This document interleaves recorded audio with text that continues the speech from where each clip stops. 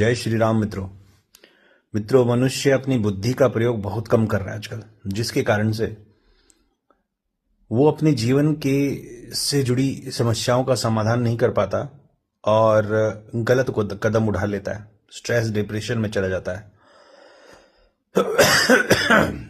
सबको पता है कि मनुष्य केवल कर्म का अधिकारी है, उसको उसके अधिकार क्षेत्र में फल नहीं है। फल तो वो मिलेगा जो ईश्वर देंगे, लेकिन फिर भी टेंशन, डिप्रेशन, स्ट्रेस, कारण क्या है? कारण है ज्ञान।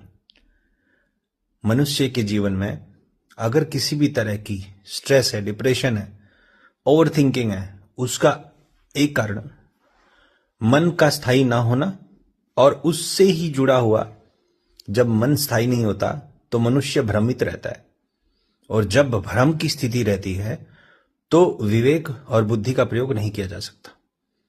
तो बात यह है कि हमें भ्रम को खत्म करने के लिए, बुद्धि को विवेकवान बनाने के लिए मन को साधना पड़ेगा, उसको सही दिशा में डायरेक्शन दिखानी पड़ेगी। क्योंकि मन की प्रवृत्ति है, जैसे पानी की प्रवृत्ति होती है कि ढलान कहीं भी हो पानी बह जाएगा या इवेपोरेट हो जाएगा या पानी में जमीन में सोख लेगा, तो वैसे ही मन की प्रवृत्ति होती है, वो हमेशा चलायमान रहता है, हमेशा चलता रहता है, कुछ ना कुछ सोचेगा। और प्रवृत्ति ये है कि वो नेगेटिव चीज ज्यादा सोचाता है। हमेशा आपके दिमाग में गलत चीज पहले स्ट्रांगली आती है, फिर उसके अपोजिट आप पॉजिटिव सोच पाते हो। पॉजिटिव तभी सोच पाते हो जब बुद्धि विवेकवान होती है, मस्तिष्क स्ट्रांग होता है। समझाने की बात यह है कि आजकल के समय में मनुष्य इतना विवेकवान नहीं रह गया है, इतना विवेक जीरो शून्य इसलिए हो गया है कि वो मन नहीं साध पा रहा, मन को नियंत्रित नहीं कर पा रहा, और बुद्धि के अंदर भ्रम कूट कूट के भर जाता है। उसको पता ही नहीं है कि करना क्या है ना? जिसके कारण से वो जीवन में कोई समस्या, उसको समाधान करने में क्वेश्चन रेज नहीं कर पाता, है ना? अपने आप से सवाल उत्पन्न नहीं कर पाता। ये क्यों? उसका एग्जाम्पल लेते हैं कि आजकल के समय में भीड़ इकट्ठी करना कितना आसान है। कहीं थोड़ा सा भी लालच दिखा दिया, थोड़ा सा भी प्रॉफिट की बात हो गई, आप वहीं भीड़ इकट्ठा कर सकते हैं। भीड़ के अंदर आते कौन है? कौन भ्रमित होता है? जिसके अंदर ज्ञान नहीं। अगर कोई ऐसा बंदा जिसके अंदर विवेक होगा, पहली बात तो वो भीड़ में जाएगा नहीं, और जाएगा तो वो भीड़ का रिजल्ट जो है सार्थक निकलेगा इकट्ठा होने का। यहां पे बात ये है, हम किसी भी तरह के भीड़ पे कटाक्ष नहीं कर रहे, लेकिन आप भ्रमित और अज्ञानी लोगों की भीड़ कैसे जुटा पाओगे? लालच से।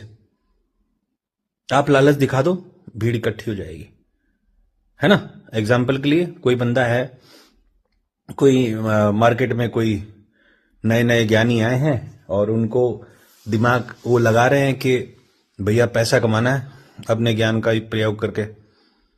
कैसे करेंगे?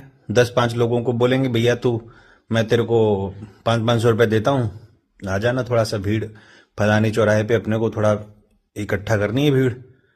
तो क्या होगा कि जब 10 लोगों को भीड़ के को 500 रुपए दे दिया जाएगा, तो ऐसे दिखाया जाएगा कि जो बोल रहा है वो महान है, वो प्रॉफिट की बातें कर रहा है, और जो सुन रहा है वो उनका बहुत भला हो रहा है, उनका बहुत लाभ हो रहा है। इस तरह से जो एक मतलब भीड़ इकट्ठी होती है, वो लोगों को अट्रैक्ट करती है। तो लोग सोचते हैं, अरे यार यहां पे क्या मिल रहा है, कुछ प्रॉफिट की बातें हो रही हैं, तभी तो इतनी भीड़ इकट्ठी है। तो बात यहां पे भीड़ की नहीं है, ये सब एग्जाम्पल बता रहे हैं। बात यहां पे ये है कि विवेकवान बनना बहुत ज्यादा जरूरी है आजकल के समय में, नहीं तो कलयुग है। कलयुग इसीलिए है क्योंकि बुद्धि में विवेक है ही नहीं।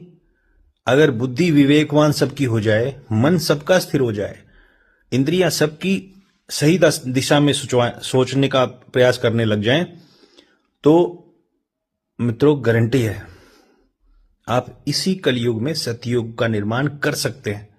ऐसा नहीं है कि 1000, 2000, 3000 साल बाद सतयुग आएगा या द्वापर युग आएगा, त्रेता युग आएगा। नहीं यार, ये अभी आ सकता है। आप सबको मन को साधना है बस। मन को साधिए, इंद्रियों को नियंत्रित करिए, सही दिशा में उनको लगाइए, अपने इंद्रियों के ऊपर मन को मजबूत करिए, मन को बोलिए कि वो इंद्रियों का ध्यान रखें, सही दिशा में उनको लगाएं, बुद्धि को बोलिए कि मन को सही दिशा में लगाए, और तीनों को आत्मा के कंट्रोल में ला दीजिए। देखिए सतयुग अभी आ जाएगा। इसलिए विवेकवान, ज्ञानवान, बुद्धिमान और मन को साधिए, ये ही सब कुछ अच्छा करेंगे। इसके अलावा कोई साधन नहीं है। ईश्वर भी कर्म करने वाले के साथ में है। जो ईश्वर के बारे में आप सोचते हैं ना कि पूजा कर लिए, पाठ कर लिए, ईश्वर खुश हो गए, नहीं यार, ये सब नहीं। आपको अपने मन को साधना है, फिर आप जो भी करिए आपको फल मिलेगा। नहीं तो अगर मन चिंता में है, मन नियंत्रित नहीं है और बुद्धि विवेकवान नहीं है, तो आपकी कोई भी पूजा पाठ फलीभूत नहीं होगी। जय श्री राम।